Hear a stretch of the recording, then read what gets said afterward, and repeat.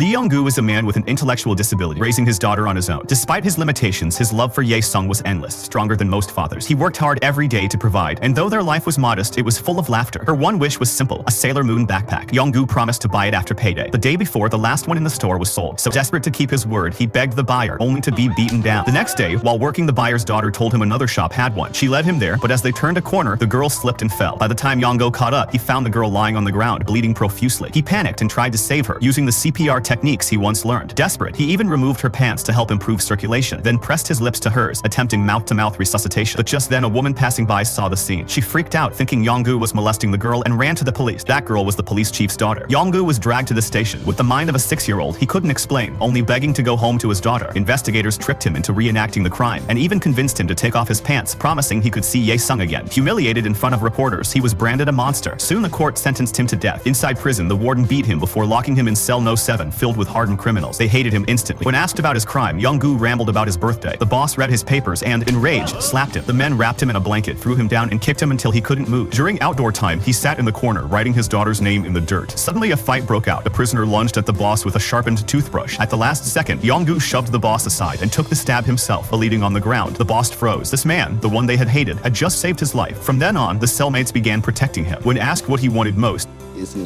his innocent request stunned them. He wanted to see his daughter. So the men devised a plan. During a choir event, they smuggled Ye-sung into cell No. 7 inside a box. When she peeked out, her father broke down in tears, hugging her tightly. She hit, crying and laughing at the same time, while he kept apologizing, not even knowing why. The toughest men in prison stood frozen, their eyes wet. That night, she felt guilty, blaming herself for everything. But her simple-minded father didn't mind. If his daughter wanted something, even the moon and stars, he would try to give them to her. In the end, the warden himself found out. Furious at first, he later softened when Young-gu saved him during a prison fire. The warden realized this man wasn't a monster, he was a father. From then, he allowed Ye-sung to visit freely. Cell No. 7 became a home. She played with the prisoners, taught them to read, and filled the cold walls with joy. The men, once feared criminals, became her protectors. Together, they uncovered the truth of the case. They trained him endlessly, rehearsed his testimony, even petitioned for him. But before the retrial, the police chief threatened him. Confess or your daughter dies too. Terrified, Young-gu confessed. The court upheld the death sentence. Back in prison, the inmates could only watch as his visits with Ye-sung grew shorter. They built a balloon, sending father and daughter into the sky for one brief dream of freedom, though everyone knew it couldn't last. On Ye-sung's birthday, the warden gave them one last celebration. The men gave her gifts. Young-gu finally handed her the Sailor Moon backpack he had promised. They laughed, cried, and clung to each other as if time could be stopped. But time ran out. The guards came. Young-gu tried to keep smiling, pulling funny faces to stop his daughter from crying. But once he turned the corner, he broke down, collapsing in sobs. Behind the bars, Ye-sung screamed for him, realizing he would never see his daughter again. He ran back, grabbing the bars of the gate and sobbing uncontrollably. The man who had never cried throughout the ordeal was now sobbing his heart out. He regretted it all. He wanted to live. He knelt on the ground, begging everyone to save him. Tears welled up in the warden's eyes. No one in the world could save him now.